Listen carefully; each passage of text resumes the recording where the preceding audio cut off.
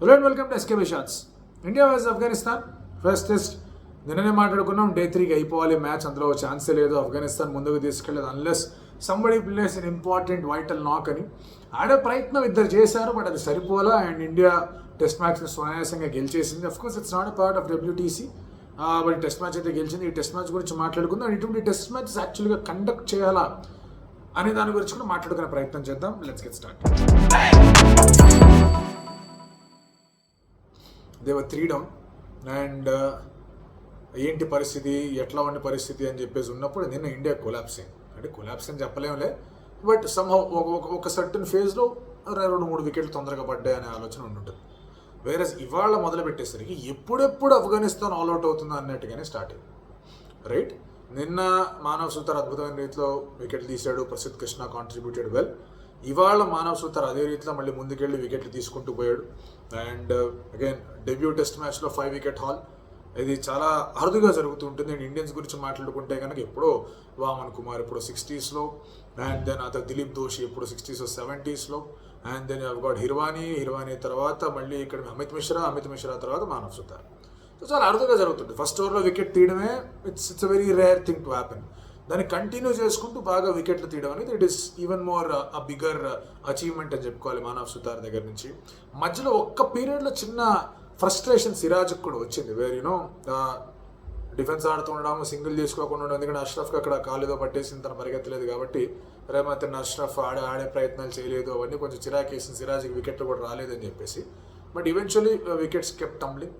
మానవ్ వికెట్లు తీసుకున్నాడు, ప్రసిద్ధ్ వికెట్లు తీసుకున్నాడు, లాస్ట్లో సుందర్ కూడా finish things of. And follow on అనేది వెంటనే ఎన్ఫోర్స్ చేశారు. సో చాలామంది అనుకొని ఉండొచ్చు, ఎందుకు ఫాలో ఆన్ కాస్త బ్యాటింగ్ చేసుకోవచ్చు కదా అది ఇది అని చెప్పేసి. బట్ ఎందుకు బ్యాటింగ్ చేయాలి? మీకు 400 లీడ్ పెట్టుకుని కూడా మీరు మళ్ళీ బ్యాటింగ్ చేయాల్సిన పని ఏముంది? వాళ్ళు అయిపోయారు కదా మ్యాచ్. అండ్ అగైన్ వాళ్ళు డే 3 మీరు అబ్జర్వ్ చేస్తే కనుక నిన్నటికన్నా కొంచెం ఎక్స్ట్రా టర్న్ ఉంది. ఇవాళ కూడా మరి బీభత్సంగా బాల్ ఏం తిరగల, but there is a little more extra assistance. కొంచెం బాల్ పడిన తర్వాత టర్న్ అవుతుంది. It still got slower, but పిచ్లో టర్న్ ఉంది. సో టర్న్ ఉండి స్లోగా ఉందంటే you can still play, but at the same time మీరు వేసే విధానంలో మీరు వేసే లెంగ్త్లో తేడాలు ఉంటాయి. And Afghanistan came out positive. Second innings మీరు ఆలోచించుకుంటే కానీ మానవ్ సుతార్ ఫస్ట్ ఓవర్ ఇచ్చాడు గిల్. అతను అటాక్ చేశారు, డౌన్ ది ట్రాక్ వచ్చి కొట్టే ప్రయత్నం చేశారు. సేదిక్ బాగా ఆడుతూ వచ్చాడు. ఆన్ ది అదర్ హ్యాండ్ మంచి పార్ట్నర్షిప్ కూడా వచ్చింది, అరౌండ్ 42 రన్ పార్ట్నర్షిప్ లాంటిది వచ్చింది ఇక్కడ ఆఫ్ఘనిస్తాన్కి కూడా. అక్కడ వికెట్ పడింది. Right, and Mohammed Siraj first wicket తీశాడు, వికెట్ పడింది. వికెట్ పడిన తర్వాత ఏంటి అనుకుంటూ ముందుకెళ్ళి ఇంకొక పార్ట్నర్షిప్ వచ్చింది, ఇంకొక 32 రన్ పార్ట్నర్షిప్ అనేది ఇంకోటి ముందుకు వచ్చింది. ఇది ఎట్లా వెళ్తుంది ఏంటి అని ఆలోచిస్తూ ఉన్నప్పుడు Kuldeep Yadav also chipped in 2 wickets. So Kuldeep Yadav ఈ టెస్ట్ మ్యాచ్లో మొదటి వికెట్ ఎట్లా వచ్చిందంటే రామ్నాథ్ గుర్బాజ్ ముందుకు వచ్చి కొట్టిన తర్వాత లాంగ్ ఆన్లో క్యాచ్.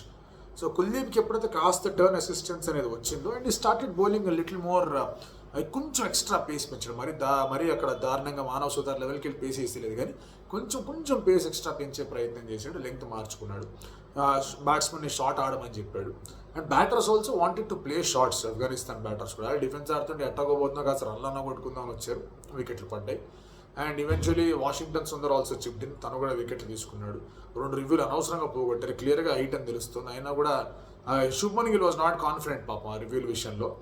ఒక దాంట్లో కేఎల్ రాహుల్ కూడా 50-50 లేలేతే అని చెప్పాడు. ఇంకో దాంట్లో ఇంకా బౌలర్ బాగా పుష్ చేసేసరికి రివ్యూ తీసుకున్నాడు. ఫస్ట్ బాలే యాక్చువల్గా మానవ్ సుతార్ రివ్యూ అంటే కేఎల్ రాహుల్ చాలా క్లియర్గా చెప్పాడు, బయట తెలియదు రైడ్ తీసుకున్నాడు.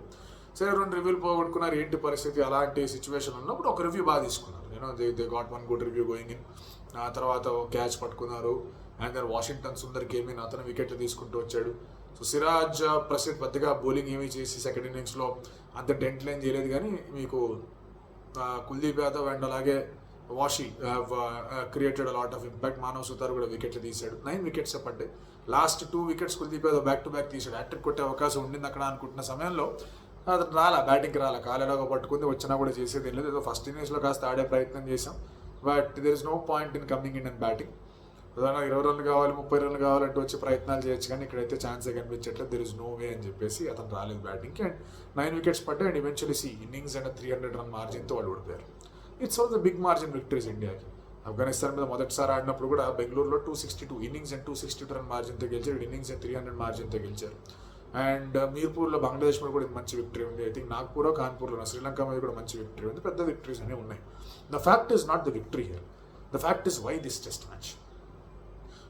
టెస్ట్ మ్యాచ్ అనే దానికి సరే ఆఫ్ఘనిస్తాన్ టీంతో కాస్త ఎంకరేజింగ్గా ఉండాల్సిన అవసరం ఉంది. అసోసియేట్ మెంబర్ నేషన్స్తో మంచిగా ఉండాలి. బంగ్లాదేశ్కి టెస్ట్ స్టేటస్ రావడానికి బీసీసీఐ డిడ్ వెల్. జింబాబ్వేతో టెస్ట్ స్టేటస్ రావడానికి బీసీసీఐ హెల్ప్ దెమ్. వాళ్ళతో టెస్ట్ మ్యాచ్లు కూడా నిర్వహించి వాళ్ళు ఇక్కడికి రావడం, ఇండియా అక్కడికి వెళ్ళాలంటివి చేస్తూ వచ్చింది. They also wanted to support Afghanistan. That is fine. But మీరు డబ్ల్యూటీసీలో భాగం కాకుండా మీరు ఆఫ్ఘనిస్తాన్తో ఆడాల్సిన పనే ఉంది. First point. Second point, when you know that Afghanistan test మ్యాచ్లు ఆడేదే చాలా అరుదుగా ఆడుతుంటారు. Last time they played was in ఇండియాతో ఆడింది టెస్ట్ మ్యాచ్ వాజ్ ఇన్ 2018. సరే, అది ఫస్ట్ మ్యాచ్. 2018 నుంచి 2026 దాకా 8 yearsలో ఎన్ని టెస్ట్ మ్యాచ్లు ఆడారు వాళ్ళు? 13 టెస్ట్ మ్యాచ్లు ఆడారు. So in what rate they are playing test matches? చాలా తక్కువ టెస్ట్ మ్యాచ్లు ఆడుతున్నారు. So how will you expect them to give some fight లేని టెస్ట్ మ్యాచ్ జరుగుతుంది ఇక్కడ. సో రిసోర్సెస్ అనేవి వేస్తారు. ఉండకపోవచ్చు, ఎంతో కొంత స్పాన్సర్షిప్ మనీ వచ్చి ఉండొచ్చు, కాదనట్లేదు. And also they are not doing it for sponsorship anyway. కొంచెం ఆఫ్ఘనిస్తాన్తో ఆడుతున్నాం అని చెప్పేసి ఒక గుడ్ బుక్స్లో ఉండడానికి, అండ్ అలాగే వాళ్ళకి సపోర్ట్ చేస్తున్నాం అని చెప్పేసి ఒక జెన్యూన్ ఇంటెన్షన్ రెండు కంబైన్ అయి ఉంది. ఈ పరిస్థితుల్లో మీకు test match quality, test match గురించి ఏమన్నా are you doing any good for the test match modern day క్రికెట్లో ఈజ్ మై క్వశ్చన్. ఇప్పుడు ఏదైనా నిజంగా మంచి ఫైట్ ఇచ్చే టీంతో మీరు ఆడుతున్నారంటే దట్స్ డిఫరెంట్ స్టోరీ. ప్రాబ్లీ ఏదైనా ఒక రంజీ విన్నింగ్ టీంతోనో, లేదంటే ఏదైనా ఒక ప్రాబబుల్స్ ఇండియా టెస్ట్ స్క్వాడ్తో ఆఫ్ఘనిస్తాన్తో ఆడుతున్నారంటే దేర్ ఇస్ సమ్ సెన్స్. కానీ టెస్ట్ మ్యాచ్ అని పెడితే బ్రాడ్కాస్ట్ వస్తుంది, టెస్ట్ మ్యాచ్ అని చెప్తే కాస్త ఊపు వస్తుంది, అఫీషియల్ టెస్ట్ మ్యాచ్ లెవెల్స్లో వెళ్తాయని చెప్పేసి ఆడడం అనేది I somehow feel is too much of a charity that is being done. And ఓవరాల్గా కూడా మనం మాట్లాడుకుంటే అసోసియేట్ నేషన్స్ కానివ్వండి, లేకపోతే టెస్ట్ మ్యాచెస్ అంత తరచుగా ఆడని క్రికెటింగ్ నేషన్ వెస్టిండీస్ ఉంది. వాళ్ళు తరచుగా ఆడినప్పుడల్లా కూడా వాళ్ళకి పాపం ఇబ్బందులు ఎదురవుతుంది.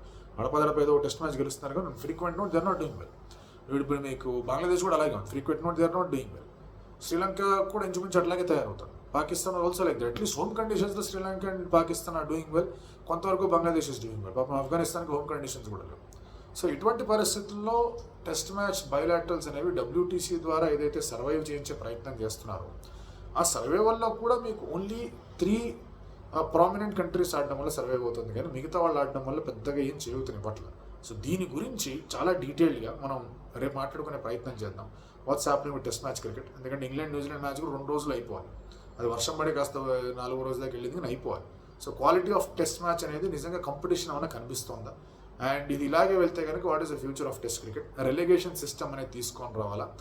ఇలాంటి టాక్స్కి ఈ యొక్క టెస్ట్ మ్యాచ్ అనేది ఓపెన్ అయింది. మరి దాని గురించి ఏమైనా డిస్కషన్స్ జరుగుతాయా, జరగవా? ప్రాబబ్లీ ఆ డిస్కషన్స్ జరగాలని టెస్ట్ మ్యాచ్ ఏమైనా పెట్టారా బీసీసీఐ కానీ లేకపోతే ఐసీసీ కానీ, because Jay Shah is up there, అలాంటిది ఏమైనా పెట్టారా అనే దాని గురించి మనం రేపు మాట్లాడుకునే ప్రయత్నం చేద్దాం. It was a comfortable victory. పెద్దగా సంబరం చేసుకోవాల్సిన పని ఏమీ లేదు. ఆఫ్ఘనిస్తాన్కి ఒక మంచి ఆపర్చునిటీ దొరికింది. రెహమత్ కానీ తర్వాత సేదిక్ కానీ దే వర్ డూయింగ్ వెల్. సేదిక్ అలాంటి షాట్ ఆడకుండా ఉండాల్సింది just before the tea interval. అనవసరంగా అప్పటిదాకా అన్ని బాల్స్ డిఫెండ్ చేసుకొని వాషింగ్టన్ సుందర్కి అగేన్స్ట్ దట్ నా షాట్ ఆడే ప్రయత్నం చేసి అవుట్ అయిపోయాడు. సో అతను ఉంటే కొంచెం రన్ స్కోర్ చేసుకునే అవకాశం ఉండేది. So at least would have been little more happier. But yeah, overall picture చూసుకుంటే they were very under par. ఎక్కడ రివ్యూ తీసుకోవాలో తెలియలా, ఎక్కడ రివ్యూ తీసుకోకూడదో తెలియలా. Umpiring also has let them down. But yeah, I mean good learning ఎక్స్పీరియన్సే కాదనను, but will it really help them red ball క్రికెట్లో అనే దానికి మాత్రం నా దగ్గర ఆన్సర్ లేదు. మీరు అనుకుంటున్నారు దాని గురించి మాట్లాడండి. Tomorrow will definitely talk about test cricket and test matches గురించి, వాటి గురించి.